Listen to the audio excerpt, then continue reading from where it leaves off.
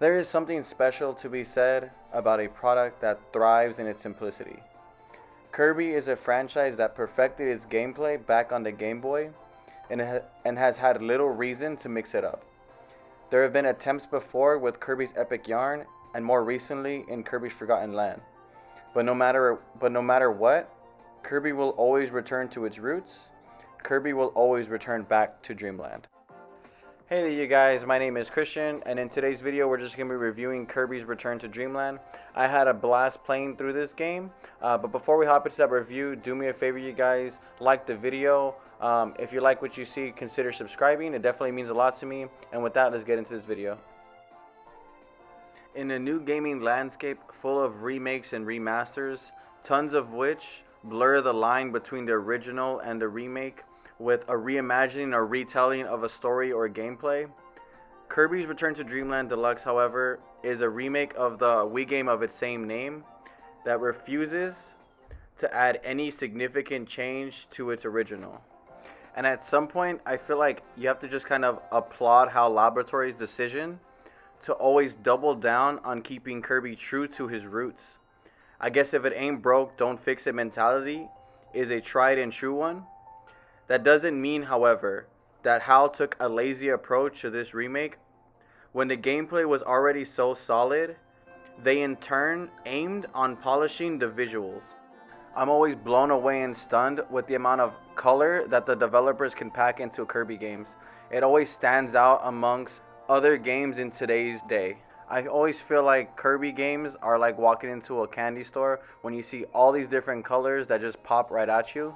And it's always a refreshing thing to see whenever developers are not afraid to use color, especially in today's day when I feel like most games want to go for a darker, more serious tone. And even though I personally lean more into those more mature style games, it is always refreshing to see that there is place in the gaming landscape for all different kinds of visual choices. I love all the new animations they gave Kirby and all his companions. It definitely helps deliver all their unique personalities and definitely gives you a different taste every time you play as a different character.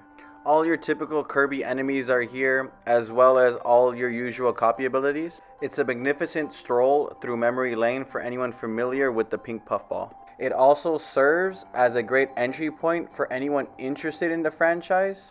The simple and forgiving platforming alongside co-op mode deliver a great entryway for anyone who's not familiar with platformers or who has never touched a video game before. It's not all the same though, as they do add two new copy abilities, one with the sand power and the other with mecha. They are fun enough, but I didn't find myself gravitating to either of them. I didn't feel like they really filled a void that was needed inside of Kirby, as I feel like most of the copy abilities we already have definitely fit their role as is. With that being said, it is nice to have a little bit extra variety, as their animations do look really interesting and really cool. I just feel like sometimes they were a little bit more shoehorned in and a little bit forced on you than naturally just given as an option. I feel like people who've heard of Kirby but never played a Kirby game are probably familiar with the idea that it's not a very challenging platformer. So I feel like tons of more quote-unquote hardcore gamers might feel like, what's the fun in this game if I'm not being challenged or tasked with anything too difficult?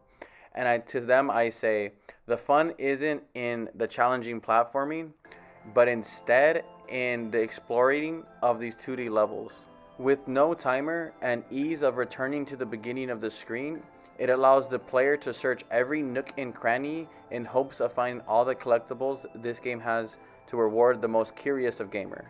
If you are looking for a challenging platformer where the game design is you're supposed to identify the patterns of the boss and hopes to not die, then look elsewhere. But if for whatever reason you have never experienced a Kirby game, I implore you to give this one a try, because only when playing it do you truly understand the brilliance in a Kirby game's design. And Kirby's Return to Dream Land Deluxe is definitely a master class in what makes the pink puffball so unique. I understand the asking price might be too much for some people to be willing to pay, and I fully understand that. I do like to say, however, that the replayability of Kirby is phenomenal. After completing the main story, you are rewarded with access to the arena, extra mode, and to the Magalor's prologue. Anyone who's ever played a Kirby game already knows the arena, but if you haven't, it's essentially a boss rush survival mode where you aim to beat your high score. The extra mode is all the original levels you just played through, just ramped up a little bit in difficulty to add a little bit of a challenge for you. Magalor's epilogue, however, is a wholly unique addition that was added to this game to add a little bit of variety to the traditional Kirby gameplay loop. After defeating Magalor in the main story, he is then thrust into a different world and stripped of all his powers. You as the player now must play as Magalor in his attempt to regain all his strength. It's a fun addition that definitely adds something different to what I was expecting from a Kirby game.